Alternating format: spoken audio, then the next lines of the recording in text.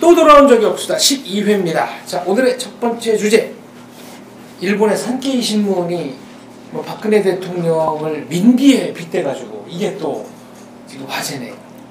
산케이 신문은 저번엔 또 7시간? 네. 박 대통령의 잃어버린 7시간. 그래도만 네. 이번엔 또 민비에 네. 원래 산케이 신문이라는 게요, 그야말로 자민당의 기간지격인 거구 신문. 네. 일본에서 솔직히 정상적인 신문이라고 이렇게 좀 보기는 평가받지 어렵다. 못한 네. 그런 어떤 신문이죠. 그런데 이름이 산케이, 한문으로 산업경제 이렇게 네. 하니까 산경. 네, 산경에. 네, 이러다 보니까 마치 그 신문이 뭐 한국의 매경처럼, 매경도 저한테 또 뭐라고 하지 마세요. 네, 매경 한경처럼 경제지라고, 경제지라고 착각하게 만드는 네. 그런 어떤 착시 효과를 불러일으키는데요. 실제로는 산케이 신문은 일본 정부가 나서서 공개하지 못하는 부분을 대리해서 외국의 그 정상이라든지 네. 외국의 주요 관료, 또 외국의 어떤 정권의 행태 등에 대해서 아주 말초적으로 비판을 해온 경력이 굉장히 많습니다. 이제 리버럴한 신문이라 그러면은 뭐 아사히라든지 네. 마이니치 네. 있고 근데 일본의 신문들이요, 전통적으로 그 과거에 보면 만주사변이나 중일 네. 전쟁이 일어날 때 다 반대했어요, 리버럴한 신문들. 네. 그런데 일본의 분위기가 이 만주사변이나 만주국을 만들고 또 중국을 침략하는 것이 맞다라고 돌아가면 이 사람들이 전부 이 논조를 완전히 바꿔버리거나, 왜 그런가 하면 안 바꾸면 순식간에 국민들 의식이 바뀌면서 누가 선동을 하면 네. 내부적으로 이 부수가 끊어지니까. 근데 산케이는 막 한결같이 거부를 제안하고 있습니다. 자, 이번에 뭐 기사 내용 자체가 뭐 외교적으로는 좀 결례라는 얘기도 있고, 저는 기본적으로 민비, 뭐 공식 명칭은 명성황후인가요? 이 민비라는 역사적 인물에 대해서 뭐 그렇게 높은 평가를 하고 있지는 않습니다. 제가 아주 무서운 생각이 든 게 뭐냐면요. 네. 역사 교육이 제대로 되어야 한다. 그리고 제대로 알아야 된다. 잘못 알면 정말 위험하다. 아예 모르면 괜찮아요. 모르면 말을 안 하니까. 근데 어설프게 알면요, 그 아는 것이 세상이 전부인 양 이야기를 시작합니다. 근데 그게 되게 무서운 거예요.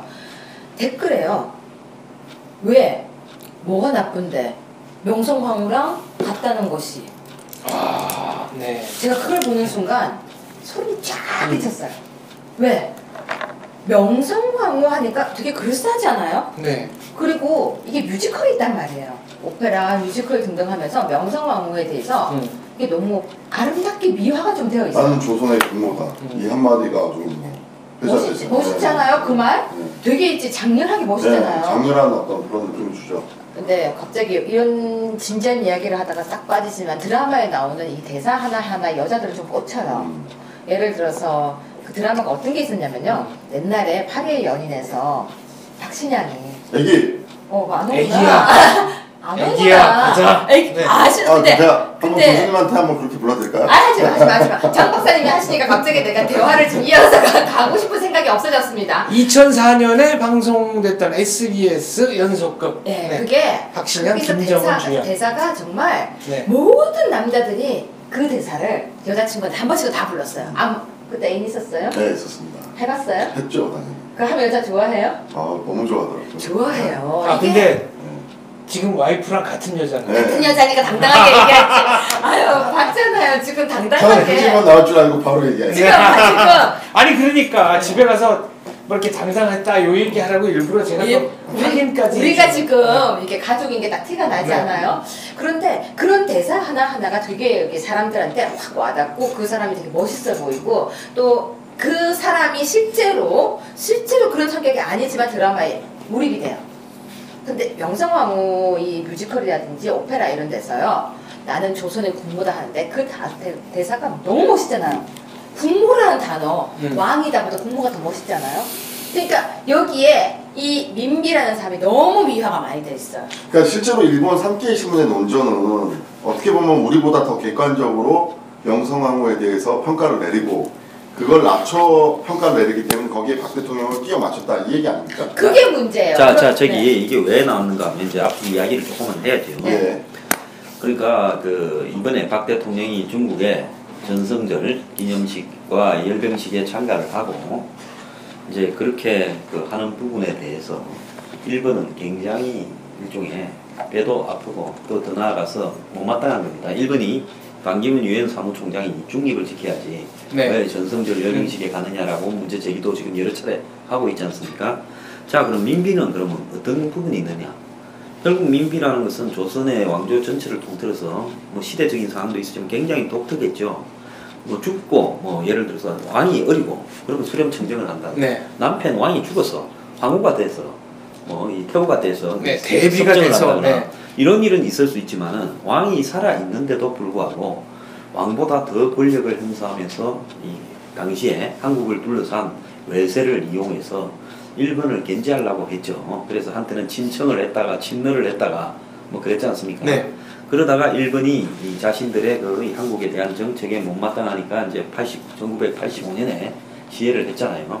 이런 그 과정들을 그 보면 일본이 그 예를 들어서 비유를 하더라도 자신들이 어쨌든 일국의 그 황실이 아무리 경비 병력이 허약하고 군대가 형편없다 하더라도 그걸 갖다 백주 대낮은 아니죠. 밤에 했으니까 자우관 그렇게 낭인을 불러가지고 깡패들 네. 야구자들을 불러서 칼로 이렇게 죽이고 시신을 태웠지 않습니까? 시신을 불태웠습니다. 네, 이런 어떤 부분을 한 부분을 현재 한국의 대통령을 그때 민비하고 비교해서 그때 민비가 우리 일본에 반대해서 애를 많이 먹여서 다른 원수를 끌어들이더만은 한국의 박 대통령이 중국에 가서 일본을 견제하느냐 또 중국에 러시아도 있고 이런 부분을 갖다가 이야기했는데 자신들이 한 행동 즉 예를 들어서 민비 시해를 일본이 안 했다면 그런 부분에 대한 비유를 할 수도 있어요.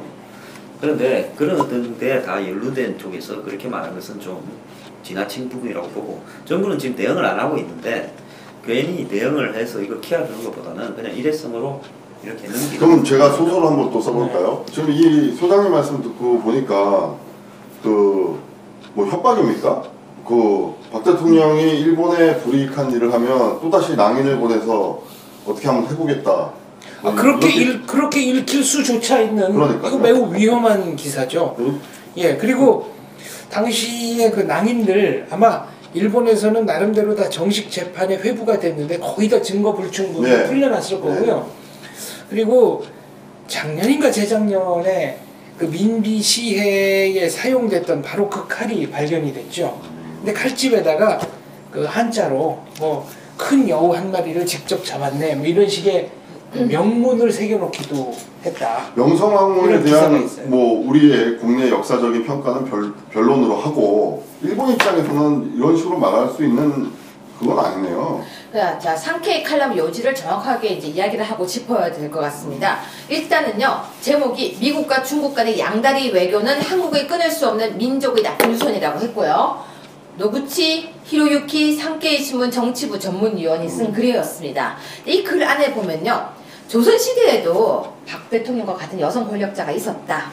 민비는 러시아 지원으로 권력을 탈환했는데 사대주의 도착으로 석 달 뒤 암살됐다. 일단 암살됐다는 쓰죠. 누가 암살했는지는 안 썼네요. 절대 안 쓰죠. 사대주의에 도착돼서 암살당했다. 그렇죠. 그리고 청일 전쟁과 러일 전쟁의 책임도 민비 외교 탓이다. 지금 딱 이렇게 포스가 깔잖아요. 네, 자기 잘못은 없다. 그렇죠. 일본 본인의 잘못은 없다. 일본이 조선의 독립을 담보하기 위해서 맺은 것이 바로 청일 간 교섭을 맺게 된 텐진 조약이다. 이런 식으로 네. 뭔가 빠져나가는 게 보이죠? 자, 박정희 전 대통령도 사대주의라는 민족의 나쁜 유산을 필두로 계획을 모색했었다. 사대주의가 계속 언급됩니다.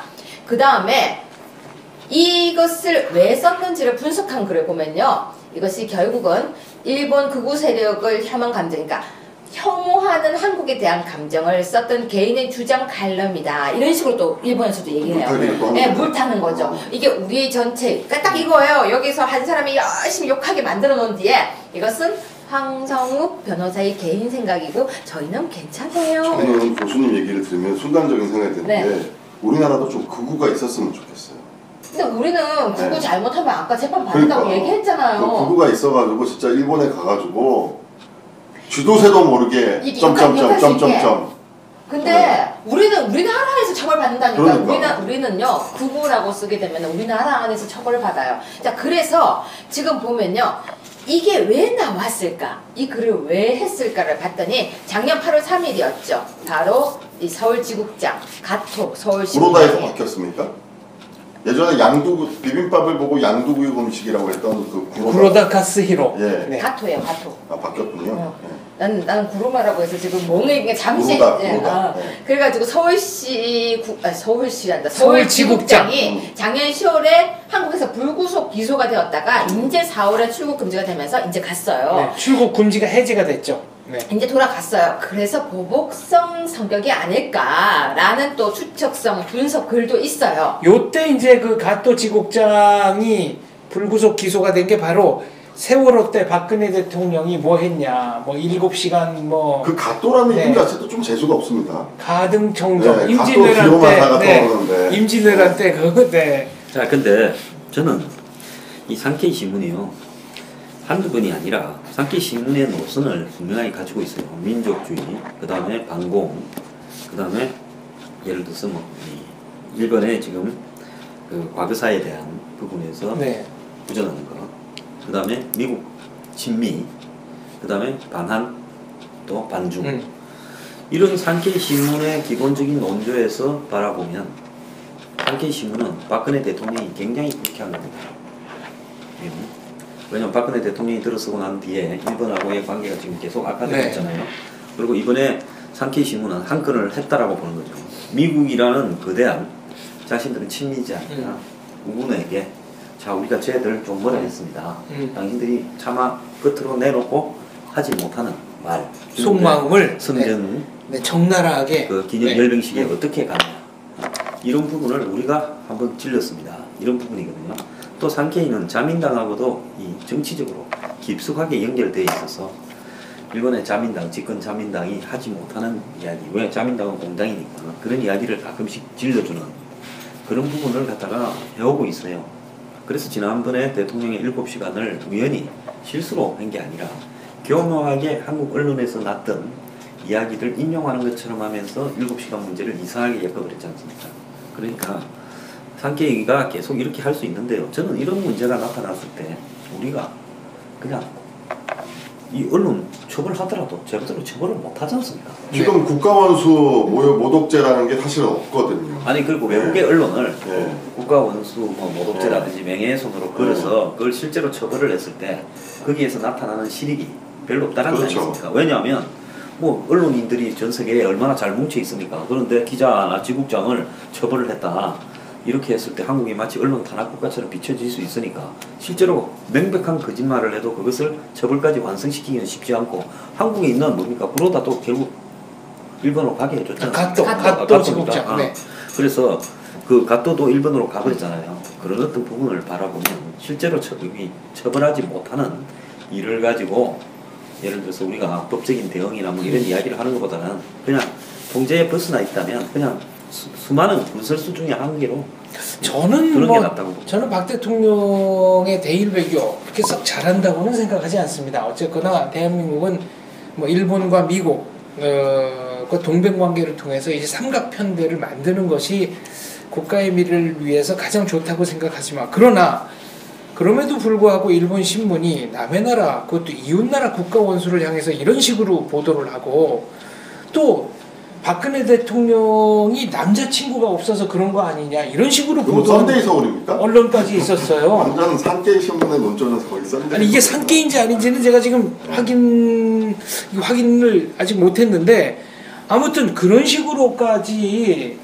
보도를 하는 게 이게 옳은 태도냐 하는 겁니다. 근데 우리가 이런 말이 있습니다. 집안에서 아내가 남편을 이렇게 해줘야 남편이 바깥에 나가서 길을 펴고 잘 산다. 그리고 내 집안에서 우리 식구가 응원을 해야 그 사람이 밖에 나가서 일을 잘한다. 이런 말이 있거든요. 전 그 말이 정말 딱 맞다고 생각합니다. 우리나라에서요. 대통령에 대해서 우리가 어떤 얘기를 합니까?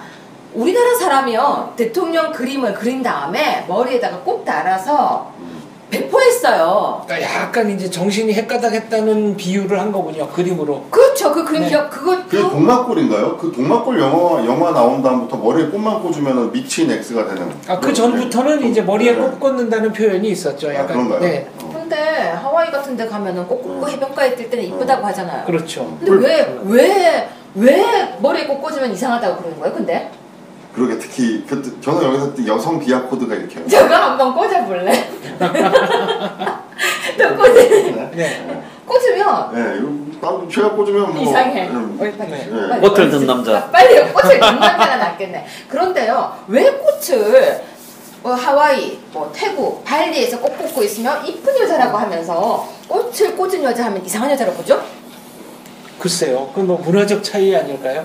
아무튼 네. 뭐 저 광화문에서 그렇게 그림 그려가지고 확 뿌렸던 분 있잖아요. 확 뿌렸는데 이분은 이때가 처음이 아니고 여러 번 했던 근데 거 왜 아닌가? 박근혜 대통령에서 대해서만큼 그렇게 집요하게 그렇게 그것도 아주 쌍스럽게 그런 식으로 할까요? 뭐 그전에도 네. 그전에도 벽에다가 쥐 그림 그렸던 아. 케이스가 있었는데 그 쥐 그림 그렸던 케이스는 형사 사건으로 고소가 되어서 기억나죠?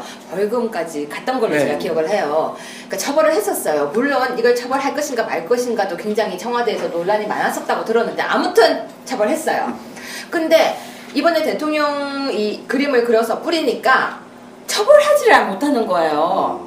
처벌 왜냐면 규정이 없나요? 국가 원수 모독죄가 없다는 거예요. 없는데 그럼 이게 아니, 모욕죄냐? 그러니까 결국은 네. 3자가 고소를 하는 죄에 해당되느냐 네. 아니면 당사자가 고소를 해야 되는데 네. 대통령이 예를 들어서 자기를 비판하고 비난하고 그 다음에 희화하고 조롱하고 네.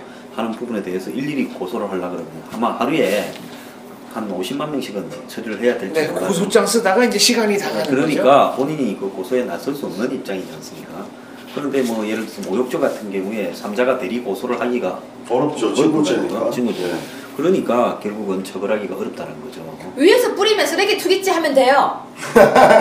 아니 그렇게 했잖아요. 네, 그렇게 네. 했잖아요. 그래서. 그러니까 쓰레기 투기죄 하면 그다음에 돼요. 무단 가택 침입이라든지 네. 근데 건주물 무단 왜 침입 처벌은 안 하냐고요?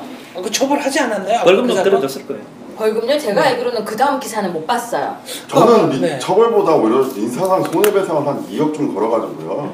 옷을 홀딱 벗기는 게 좋을 것 같다는 생각도 들어요. 근데 그런 제 이야기는 우리나라에서 우리나라 대통령에 대해서 그런 모습을 보이니까 정말 상케이 신문에서 이게 할 수 없는 행동입니다. 왜 할 수 없는 행동이냐면요. 우리나라 현행 법에는요. 외국 국가 원수의 모독죄라는 것이 있습니다. 형법 107조죠. 외국 원수에 대해서 폭행을 하거나 아니면 모욕을 하거나 명예를 훼손하면요. 5년 이하의 징역이에요. 형이 높아요. 네. 외국 원수에 대해서는 그렇게 만들었는데 문제는 이게 우리나라 법이라는 거죠. 상케이 신문이 우리나라 원수에 대해서 이렇게 해도 처벌할 방법이 없다는 거예요. 근데 아까 소장님은 그냥 둬라 이렇게 넉넉한 마음으로 자, 말씀하셨는데 네, 여기서 하나 이제 김정은 욕하면 여기에 해당 안 되네요. 첫째는 대한민국 헌법은 북한을 국가로 인정하지 않으니까 네. 국가 원수 모독죄에 해당이 안 되고 네. 두 번째는 어쨌거나 북한의 형식상의 국가 원수는 김정은이 또 아니잖아요. 그러니까 박사님 제가 여기 맨날 나와서 김정은 또라이 이래도 막 이거네. 집어대잖아요. 처벌할 수 있어요. 뭘로? 뭘 갑자기 놀래가지고 처벌할 수 있어. 뭘로요? 왜 처벌을 못해요? 그러면 우리나라 사람인 거잖아요. 우리나라 헌법하고 형법상 김정은은 우리나라 그치. 사람이에요. 네. 모욕이 되겠다. 모욕죄죠. 우리나라 국민에 대한 속인주의. 그런데 김정은이 그러면 자기가 네. 대한민국 법원에 고소장을 제출하는 순간 대한민국의 정통성을 인정하는 게 되니까 그렇지. 절대 못하죠. 아니 너무 열받게 야부르지로. 계속 열받게 야부르지로. 하면은 김정은이 내가 대한민국 인정하고 맞다 가서 나는 대를 이어 남자기 똥자루라고도 얘기해요. 그럼 그건 어때요? 너는 왜 아버지도 그 가운데 김정 들어가고 너도 정 들어가냐? 그러게. 그것도 그 놀리고. 족보가 개 족보네. 저는 막나가시 아, 근데 북한에서는요 심지어는 김정은이라는 이름은 아무도 못 써요. 못 쓰죠. 김정일도 못 네, 써요. 아무도 못 써요. SBS 아나운서 중에 김정일 아나운서가 있지 않나? 그 북한 못 갈 거예요. 우리나라 탤런트 중에서 이쁜 탤런트 있잖아요. 김정은. 아까 그 파리의 연인의 주인공으로 나왔던 여자 탤런트. 김정은 탤런트가 그런 말을 한 적이 있었어요. 난 깜짝 놀랐다. 네. 아침에 자고 일어났는데 자기가 검색어 1위더라. 네. 그래서 본인이 내가 뭐가 이렇게 좋은 기사가 난다고 딱 봤더니 김정은 사진, 북한 김정은 사진이 막 박사님 우리 이러다가 내일 아침에 조선중앙통신에서 그 초단 대사. 엄숙한 아줌마 나만의 그 뭐 작당 패들이 올려가지고 미디어하시는 거 나온 거 아닙니까? 그러면 우리가 그 한번 성대모사 좀 부탁드릴게요. 장 박사님. 나가야지. 문화 이런 식으로 죄처되는 것을 좌시하지 않을 것이다. 이러고 나오는. 자, 근데- 민통치 방송에서는 상케이 신문이 우리 대통령을 저렇게 모독한 부분은 명백하게 잘못되었습니다. 네. 근데 여기서 이제 중요한 거는요. 저 사람들이 항상 보면 한국 내부에 정확한 균열 지점을 파고들고 있다는 거예요. 이게 무슨 지난번에 세월호가 침입했을 때 네. 세월호 그 침몰을 한 부분에 있어서 정부의 무능 부분을 대통령 7시라는 네. 희화적인 어떤 발언으로 파고들었잖아요. 자, 이번에 보면 한미일 삼각 안보 동맹 구도가 중국에 의한 전성절 열병식 참가로 네. 거기 뭐 박근혜 대통령만 가는 게 아니라 방비문 네. 장도 가지 않습니까? 가면서 결국 중국의 시진핑이 가운데서 오른쪽에 푸틴 또 왼쪽에 박근혜 대통령, 방기문 이렇게 네. 서는 부분이 일본으로서는 이참에 미국에 우리가 열심히 고자질을 해서 쟤들 한번 보세요. 아무리 하자해도 안 됩니다. 라고 하는 식으로 해서 그 균열 지점을 파고들어서 좀 괴롭혀본다. 이런 의도가 당연히 있는 거거든요. 네. 근데 솔직히 말하면 그런 어떤 대통령이 지금 중국의 열병식에 참가하는 부분에 이 미국의 전통 우방, 미국에 대한 어떤 미국이 아무리 우리 뭐 섭섭한 게 없다 하더라도 그건 뭐 말을 안 할 뿐이지 외교적으로. 네. 섭섭한 게 자, 그런데 우리가 막상 있겠죠. 북한하고 붙어서 전쟁 날 뻔하니까 네. 미국이 아니면 이번에 북한을 우리가 누를 수 있었을까? 그런 부분에서 현실적인 또 부분도 있단 말입니다. 뭐 냉정히 말하면은 사재기가 일어나지 않았다, 해외 탈출 러시가 없었다. 이거는 미군이 있었기 때문에 우리 국민이 안심할 수 있었던 거죠. 예, 그 누구도 우리를 갖다가 완전히 완벽하게 편들지 않고 세계에서 제일 센 사람이 네. 있었어 만들기지. 그러나 한국이 남측과 그야말로 전력으로 우리 대치를 하는 상태였다면 공포감이 몇십 배, 몇백 배는 더 컸었더라고요. 일본은 제가 볼 때는 그 자기네들이 아시아의 어떤 또 다른 맹주적인 중국과의 어떤 대등적인 위치를 얻기 위해서 한미일 삼각동맹보다는 차라리 신에치슨 선언처럼 가가지고 미일 동맹으로 태평양을 우리가 방어한다 이런 속내를 갖고 있다는 생각도 좀 들게 합니다. 자, 그러니까 평화헌법을 지금 안보 법안으로 만들어서 미국으로 하여금 전진 기지를 일본이 수행하겠다. 그럼 당신 우리 편만 무조건 들어달라. 최근에 미국하고 일본하고 관계를 보면요. 일본에는 뭐 극우 정권이라고 볼 수 있겠지만 미국에는 그 오바마 가장 진보적인 정권입니다. 나름대로. 그런데도 불구하고 양국 간의 밀월 관계라는 것이 굉장히 심상찮아요. 그래서 여기서 지금 한국이 과연 그 지금 친중으로 병사되어 있다라고 자꾸 주변에서 불을 지르고 있는데 우리도 이제는 아마 대통령 갔다 오시면 처신을 조금은 신중하게 미국에 대한 여러 가지 노력을 좀 해야 될 거 아닌가. 일본에 지금 12만 명이 데모하는 겁니다.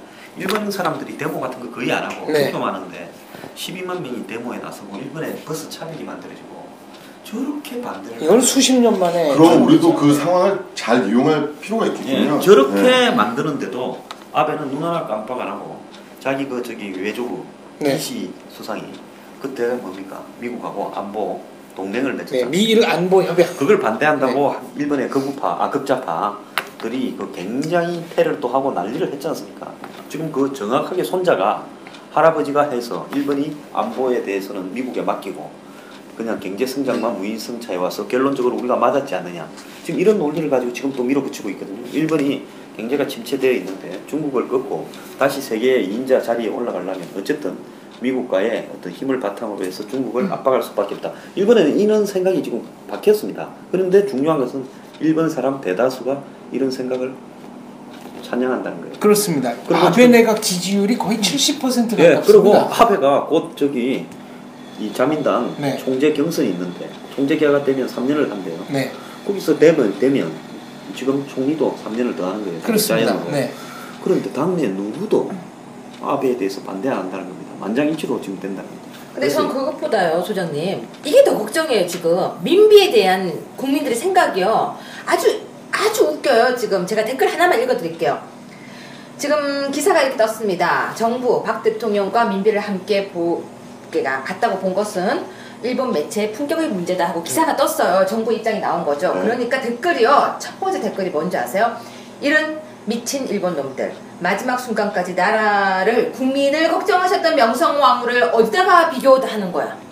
민비가 죽을 때까지 국민을 걱정했다는 거는 좀 사실과는 많이 다른 얘기죠. 저는 이게 드라마에서 나왔던 멘트가 실제 역사적인 사실이라는 부분과 이렇게 혼돈을 일으키는 얘들이 너무 많아요. 그러니까 드라마는 드라마고요. 네. 영화는 영화로 지금 그런 거예요. 과거에 그 뭐 이 근세사, 뭐 조선 네. 고려까지도 뭐 삼국시대까지도 드라마가 많이 만들어지지 네. 않습니까? 근데 그 드라마에서 어떤 역사적으로 완전히 현재 역사적인 사료에 의하면 매국노라고 돼 있는 사람도 드라마에서 다르게 해석을 하면 네. 또 그 사람이 영웅이 되기도 하거든요.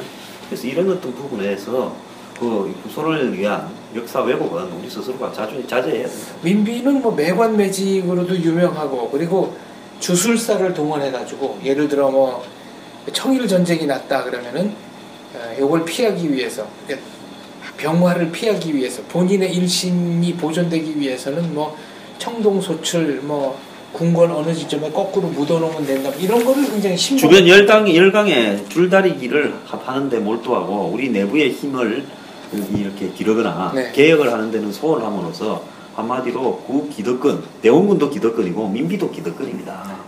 즉 세계의 사가 바뀌고 있는데 네. 세국을 하고 또 열강들을 갖다 여기 청나라에 붙었다, 뭐 러시아에 붙었다, 뭐 일본에 붙었다 이걸 이 당시의 궁궐 내부에서 민비하고 대원군하고 얼마나 싸웠어요. 그렇죠. 이런 행태를 보면 그걸 민비가 무슨 훌륭한 인물이라거나 저는 역사적으로 보지는 않습니다. 그런데 민비를 어쨌거나 시해했던 것이 일본이죠. 그렇죠. 근데 시해했던 사람이 자 간단하게 민비를 죽였던 사람이 일본이에요. 근데 그 죽였던 범인들이 다시 그 자기가 죽였던 그 피해자 죽었던 사람을 이야기하면서 우리나라 대통령하고 쌤쌤이라고 얘기를 했어요. 그러니까 이거는 뭐 진짜 극단적인 수단까지 자기네들이 동원하겠다 이런 협박입니까?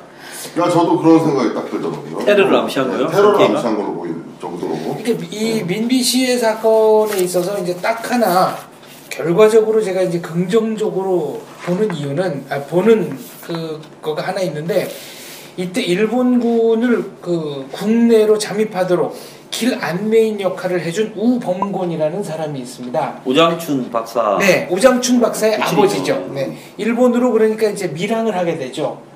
그래서 낳은 아들이 오장춘 박사, 세계적인 우생학자. 네. 아 잠깐만요. 이분이 그러면 그 길을 안내했다고요? 그러니까요. 조선 사람들이 일본 낭인들 그 길을 궁이 이 역사가 보면 진짜 패러독스의 연속입니다. 아니 한국의 네. 궁이 아무리 작아도 그래도 궁인데 모르는 일본 낭인들이 뭐 어떻게 알아요? 몇백 명, 몇천 명 온 것도 아니고 네, 복도도 많고 100명 미만으로 왔는데 민비 침소가 어딘지도 잘 모르고 누군가는 네. 밤에 이제 자리를 정확하게 안내해주고 저 사람이다라고 가롯 유다 역할하는 사람이 있겠죠. 이게 두 가지 문제점이 보이네요. 첫 번째는요, 역사를 정확하게 알아야 될 것 같습니다. 그래야 과거를 인정하고 미래를 나아갈 수 있을 것 같고, 두 번째는 드라마 함부로 만들 게 아닌 것 같아요. 드라마 속에 나오는 남자들을 보고 여자들이 결혼을 못한 경우가 진짜 많은데 이건 문제도 아니네요. 드라마가 역사 속의 인물을 잘못 해석을 하게 되면요, 과거의 잘못된 그 해석이 현재까지 가서 그것이 나중에 역사가 돼버릴 수 있어요.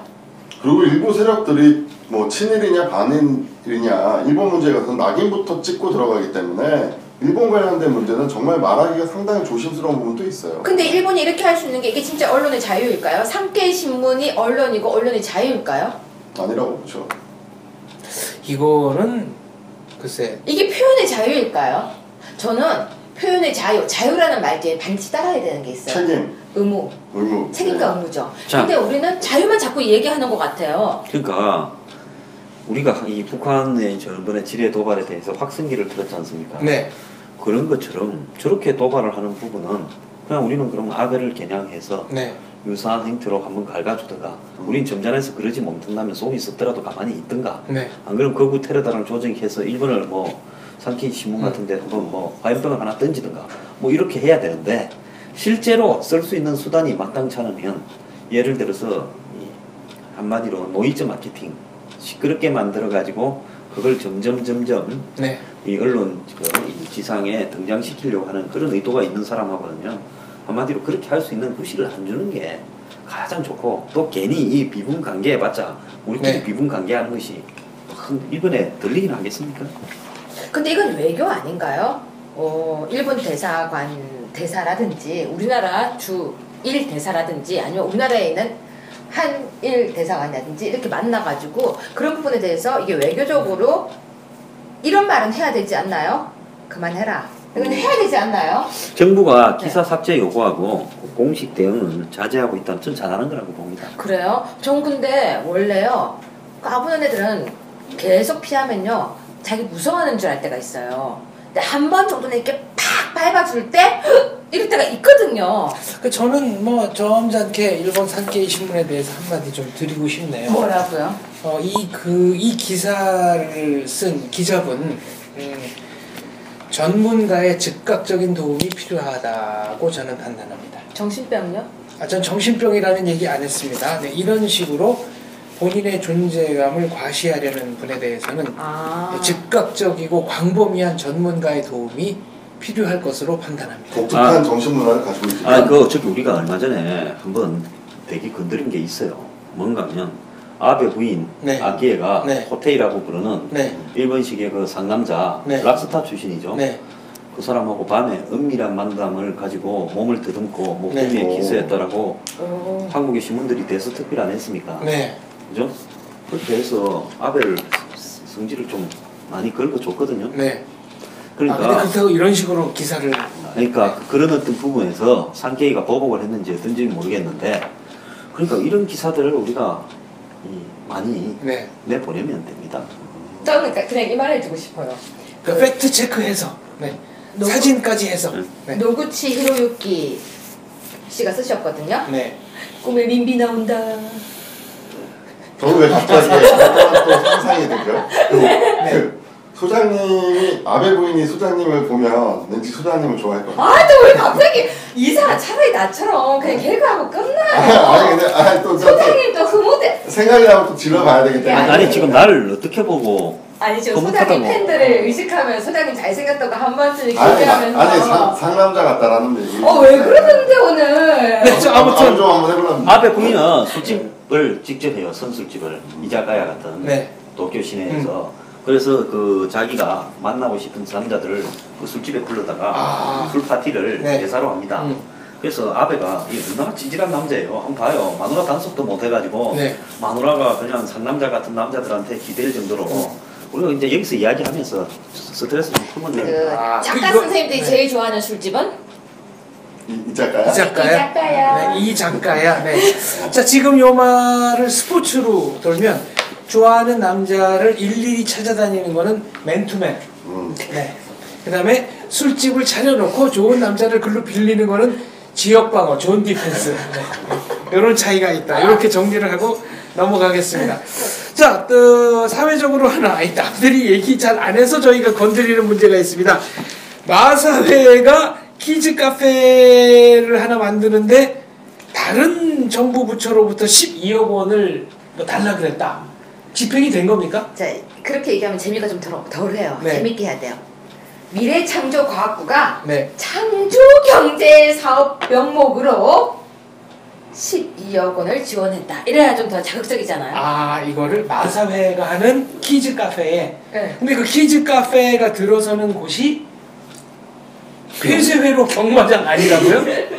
그러면 부모가 경마를 하러 폐쇄회로 경마장에 오는데 애들을 데리고 와서 애들은 거기서 놀게 하고 화산경마장. 화산경마장 본인들은 계속 화산경마를 해라. 그런데 옛날에 내가 농림부 장관 자문관을 한 적이 있는데 그때 마사회를 네. 문체부에서 네. 농림부로 가져왔어요. 그때 뭐 그거 갖고 네. 뭐 말은 축산이다. 네. 그래서 그 명분으로 네. 그 문화체육부가 가지고 있던 걸 가져왔어요. 네. 그런데 마사회는 이게 먹을거리가 많은 데라고 네. 서로 마사회 돈을 뜯어가는데 현금 마사회 장애 발매장을 만드는데 네. 어디 미래창조과학부 네. 예산을 12억이나 뜯어왔다니까 요즘 이 격세지감을 좀 느끼는데요. 그런데 왜 미래창조과학부가 돈을 댔을까요? 상식적으로 생각하면 네. 우리가 이 일에 있는 불법성이나 비도덕성은 다 뜯고 네. 사태만 갖고 보면 애들 키즈 카페 아닙니까? 그렇습니다. 어른들이 자주 가는 네. 시설물에. 네. 그럼 거기 애들을 시설을 만드는 그거는 뭡니까? 복지부. 복지부. 뭐 교육부. 네. 네. 그런데 네. 미래창조과학부가 그 키즈 카페 돈을 댔다는 게 굉장히 의아스러운데요. 여성가족 청소년부 이런 데가 돼요. 네, 그럼 이건 도대체 뭘 의미하느냐?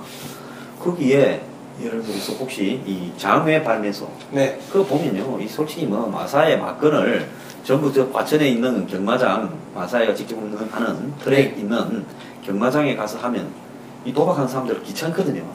잠도 많이 자야 되고 술도 많이 먹고 네. 이렇기 때문에 멀리 가기 싫어가. 집 근처로 가야죠. 곳곳에 네. 이 서울 네. 구도 부심지 곳곳에 보면 이런 장애 발매소 CCTV로 경마장을 그대로 네. 중계하는 오. 이 큰 대형 스크린으로 하는 게 있습니다.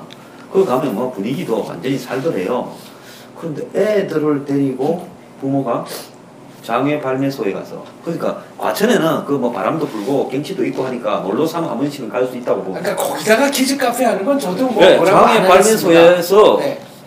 거기에 키즈 카페를 하는데, 그러면 애들용으로 한마디로 네. 이 소프트 이 뭡니까 웨어 네. 콘텐츠를 창조 경제로, 근데 애들이 우리 옛날에 보면 오락하던 데 있었잖아요. 오락실 많이 전자 오락실. 다 네. 집에 사죠. 그때 전자 오락실에 가면 가끔씩 보면 경마하는 오락 본 적 없습니까? 가끔 나왔어요. 네. 아니 경마 오락을 하는 게 있었어요. 네. 예.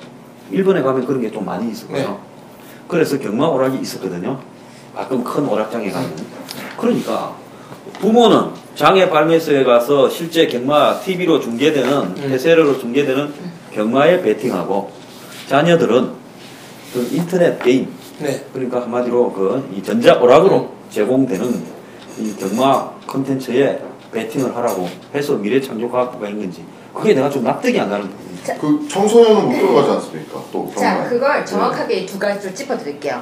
이게 용산 화상 경마장 건물 17층에 복합 문화 공간을 조성할 계획인데요. 여기에 보면요, 홀로그램 극장용 콘텐츠, 무안경 3D 상호작용 콘텐츠, 증강현실 테마공간이 있는데, 동물과 사물들이 친구처럼 나를 알아보게 하는 테마공간. 이거 무슨 말이에요? 아, 그러니까 애들용 경마장을 이게 3D 홀로그램으로 만들어가지고 네. 말이 막 어릴 때부터 애가 네. 말하고 친해가지고 크게 되면 위로 네. 장애 발매소로 올라가게 하는. 그러니까 말이 나한테 돈 걸어봐 뭐 이렇게 막 네. 속삭이기도 하는 거. 많이 뛰어오면서 아니 잠깐만, 동물과 사물들이 잠깐만 친구들. 네. 아니 동물과 사물이 친구. 사물은 말건, 동물은 말. 아니 그리고 또 하나, 저기 청소년은 출입 금지고 그럼 애들은 출입이 된다는 그 부분도 겁니까? 설명해 드릴게요. 13, 17정상 17층의 화상 경마장은 청소년 보호법상 경마가 진행되는 날 출입이 금지됐어요. 청소년과 어린이 출입이 네. 금지됐어요. 그래서 용산 경찰서는 지난 6월에요. 출입하는 어린이 모습이 포착되자 청소년 보호법 위반 혐의 등으로 수사도 하고 있어요. 근데 거기에 키즈 카페를 만든다. 자, 근데 얘기는 되는 네. 거예요. 이거 청소년과 어린이 안 되고. 공무원들이 실수로 이런 절대 안 합니다. 그렇죠. 실수라고 그리고 보기에는. 공무원들이 돈을 12억을 지원해 줄 때는요. 네. 그 지원해 주는데 반드시 어떤 커넥션이나 백이나 네. 배경이나 이유가 있어야 돈을 지원해 줍니다. 마사에도 돈이 많아서 남들이 마사에 돈 뜯어가려고 해란이 돼 있는데요. 네. 그러면 마사의 시설물에 다른 부서에 미래창조과학부하고 마사가 뭐 어떻게 연결되는지 모르겠지만은 도박하고 돈을 대갖고 12억으로 키즈 카페를 만들 때는요. 이 일에 예를 들어서 프로그램을 팔아먹으려고 하는 네. 업자가 네. 로비를 했든지 반드시 비리하고 연관돼서 가능성이 높으니까요. 네. 근데 소장님, 지금 소장님도 그 공무원을 해보셨잖아요. 공무원들이 이상한 이 암호 같은 말로 프로그램, 그러니까 뭐라고 해야 되지? 그 잘 못 알아듣게. 쓰지는 네. 않잖아요. 왜냐면 되게 간결하게, 정말 간결하게 써요. 왜? 윗사람이 보고 싫어하거든요. 근데 이거 무슨 말이에요? 동물과 사물들이 친구처럼 나를 알아보는 테마 공간. 나를 알아보는 거 아닙니까? 네. 그 나라는 거는 그 꼬마 퀴즈를 이야기해. 근데 그 퀴즈를 동물은 그래도 동물을. 아까 내가 이야기했잖아요. 동물은 말이고 사물은 막걸리고. 아, 근데 막걸리 나를 향해 그럼 어떻게. 날라오는 거지. 1번, 7번 경주마 막번이 날라오고. 그러면 이 퀴즈 카페 가면은 막걸리 이렇게 날라오고. 저 진짜 이해가 안 가요. 그 전문 용어도 가르쳐 주나 보죠. 뭐 단승식, 복승식 승식, 뭐. 네. 아 근데 네. 정말 박사님 이해 가요? 동물과 사물이 나를 친구처럼 알아보는 이 말을 이렇게 공문서에 썼다는 얘기잖아요. 아, 사물이 또 막고만 있는 게 아니라 그럼 여러 어떡해? 가지 어떡해? 또 사물, 다른 사물들이 있어요. 예를 들어 저 진짜 이해가 안 가요. 예를 들면은 이제 어떤 말이 너무 성적이 좋잖아요. 네. 그러면은 부담 중량이라고 이렇게 납덩어리를 이렇게 달아요. 네. 예, 그러니까 예측 불가능하게 하기 위해서. 그러니까 그런 것도 사물이죠. 납덩어리가 나를 알아봐야 돼. 요즘 저 미래창조과학부가 이제 이 창조경제 네. 미래 그 신성장 동력으로 사물 인터넷 오브 싱스, 네. IoT죠. 네. 그런데 그 IoT 사물 인터넷에 집중을 하다 보니까 그 장소가 뭐 이 경마 막금 발급하는 그런 장소인지 뭔지 모르고요. 뭐 했는지 그런 어떤 의미도 있지 않나. 아직까지 보면 창조경제라는 개념을 미래창조과학부도 잘 모르는 것 같아요. 아니 근데 무슨 카페 하나 여는데 12억이 드나요? 아, 들 수 있나요? 아니 보세요. 제가 볼 때 12억이 모자르네. 아니 키즈 카페에 네. 시설은 다 빌렸을 거예요 마사회가. 네.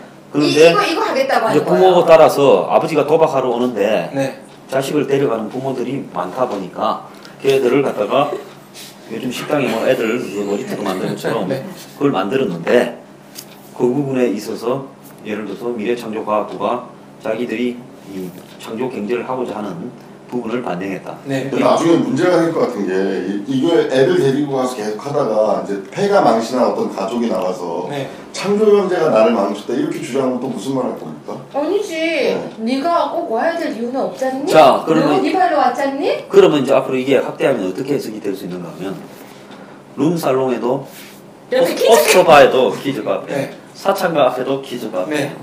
이렇게 확대될 수가 있어요. 아니 노키즈존을 만들다 말다 못해서 이제는 키즈 카페가 그러면요 소장님 저는 제가 진짜 지금 이해력이 아주 떨어져요. 12억을 들여서 동물과 사물들이 친구처럼 나를 알아보는 테마 공간을 만들었어요. 그럼 이 꼬마아이들은 도대체 몇 살이 들어가는 것이며 이 돈도 결국 세금인 거죠? 그렇죠. 그렇죠. 미래창조과학부가 지원한 건 결국 세금이네요. 세금인 네. 거죠? 그러면 내 세금이 그 경마하러 가는 사람의 퀴즈를 위해서 이 퀴즈가 사물과 대화를 하도록 하기 네. 위해서 내 세금이 쓰인 거네요. 세금이 아까워서라도 애들을 데려가겠구만. 데려가게 돼요. 근데 그래도 사법고시도 패스하고 똑똑하잖아요. 사물이 친구들만 알아보는 건 뭐예요? 전 진짜 이거 꽂혔어요. 네. 왜냐면 이걸 적은 공무원, 공문서에 적은 공무원 진짜 와서 해명좀 하세요. 사물이 친구처럼 알아보게 하려면 도대체 어떻게 와 이거 요즘 우리나라 그 사물 인터넷이라는 개념이 없으시네. 이 사물 인터넷이라는 개념은 네. 뭔가 하면 냉장고가 일종의 이 주인에게 냉장고가 전달하고 싶은 내용들을 전달을 하고 그 다음에 청소기가 네. 주인에게 뭐 집에 잠금 장치가 주인에게 예를 들어서 전달하고 싶은 전달하는 거 아닙니까? 그런 거를 이제 이야기를 한 것 같은데 저는 이제 이 대목에서요 예를 들어서 이 마사회 자 봅시다 그 다음에 강원랜드 네. 또 이 GKL이라 해가지고 세븐나잇 있죠. 네. 서울에만 저기 저 크립톤 호텔에 하나 있고 오크우드에 있고 네. 지방에 보면 삼성도 호텔이 그렇게 있고. 네. 그래서 이 정부가 이런 대형 도박장들을 운영하는 것이 저는 개인이 예를 들어서 큰 카지노를 사람을 유치해서 거기에 관광 활성화를 하거나 또 고가 리조트를 만드는 거 그거는 찬성하는 사람이에요. 그런데 정부가 지금과 같은 시점에서 정권이 바뀔 때마다 자 노무현 정권 때 GKL 만들었죠. 네. 제가 아는 어떤 분 그 차민수라고 그 올인의 그 드라마 올인의 주인공. 드라마 주인공 바둑도 잘 듣고 프로 바둑 프로 갱글러 사단. 그분을 제가 한번 만났는데요. 네, 전 세계 그 포커 챔피언. 네, 그분이 그 저기 노무현 정권 때 공연 네. 카지노를 만들 거니까 협조를 해달라고 해서 왔어. 자기 와서 보니까 나도 우스워서 네. 그냥 무료로 도와주고 말았다. 근데 이렇게 하면 안 된다라고 질타하는 걸 제가 보고 감명을 받았어요. 자 DJ 정권 때 강원랜드. 네. 자 강원랜드에 돈이 얼마나 남아두면 직원이 빼돌리도 한참 빼돌려도 몰랐다가 나중에 CCTV로 우연히 적발되고 하지 네. 않습니까? 자 국영 도박장을 왜 만드는가? 권력이 도박장 만들어서 뜯어먹을 일 때문에 만드니까 그렇지 않다고 자신 있게 대답할 수 있어요. 그렇기 때문에 문체부에서 연말까지 또 2개의 안팎 확정한다고 또 그러네요. 그래서 아니 저는 사적으로 네. 외국에 뭐 이 라스베가스나 마카오 같은 데가 있는 대형 외국의 이 복합 리조트 회사들 뭐 이제 안 찾습니까? 뭐 센즈그룹도 있고 윈스, MGM 이런 거 있는데 그런 거를 불러서 하는 거는 저는 뭐 할 필요가 있다고 봐요. 한국에 그것도 창조 경제라 봅니다. 그런데 이 국영 도박장은 이제는 좀 네. 없애야 된다. 네, 저는 이제 이해가 갔어요. 사물이 대화하는 거 집에 있는 기부가 생각났습니다. 저희 밥솥 저한테 네. 대화합니다. 삐리리리리 김 빨고 있습니다. 네. 밥 쳐오세요. 저 가면 사물 시킨 대로 하거든요. 네. 이렇게 시키는 대로 밥 쳤고 뜸 들이고 있습니다. 하면 밥솥 쳐다보고 있고 네. 떠 드세요 하면 떠먹어요. 제가 사물과 대화를 하고 있었네요. 그런데 키즈 카페 이걸 한다는 건 되게 심각한 것 같아요. 아이들이 어릴 때부터 네. 도박에 너무 노출이 된 것 같아요. 그리고 소장님은 지금 강원랜드 말씀하셨는데 우리나라는 도박 금지 국가입니다. 형법상 도박을 금지하는데 집에서 고스톱도 점백 안 된다고 하면서 점백도 안 돼요. 안 되는 그러니까 이게 판례가 다 다른데요. 자기가 버는 돈에서 계산을 해서 점백도 안 되고 점천도 되고 뭐 이게 더 기준이 다른데 고스톱도 안 된다고 하면서 네. 강원랜드는 또 돼요. 네. 이게 말이 안 된다는 거예요. 왜 국민들이 볼 때는 카지노가 안 된다고 하면서 왜 여기는 되나? 여기는 되고 어떤 데는 안 되고 도대체 국민들은요 법이 그렇게 쉽게 다가오지가 않습니다. 법이라는 게 굉장히 어려운데 어디는 되고 어디는 안 되고. 근데 지금 또 보면은 어디니까 여기서 두 군데를 하고 어디가 후보지가 지금 9군데 선정이 됐네요. 네. 인천, 영종도, 전라남도 여수시, 부산광역시, 창원시, 인천 중구. 자 기존에 영종도에 2개를 허락했고 네. 그다음에 국내에서 한 30군데가 네. 이렇게 냈는데 경합 중이죠. 그 중에서 지금 이제 9개로 압축을 했죠. 근데 그거는 이 복합 리조트 요즘은 카지노 도박장만 갖고 장사가 안 되니까 거기에 이제 쇼핑몰부터 시작해서 엔터테인먼트, 어뮤즈먼트 시설, 공연장, 호텔, 공연장 이런 걸 다 포함시키는 그런 부분으로 가서 싱가포르이 경제가 한때 굉장히 안 좋았는데 그런 네. 부분으로 좀 살아나고 있다 이런 이야기도 있습니다. 근데 이제 진짜 중요한 거는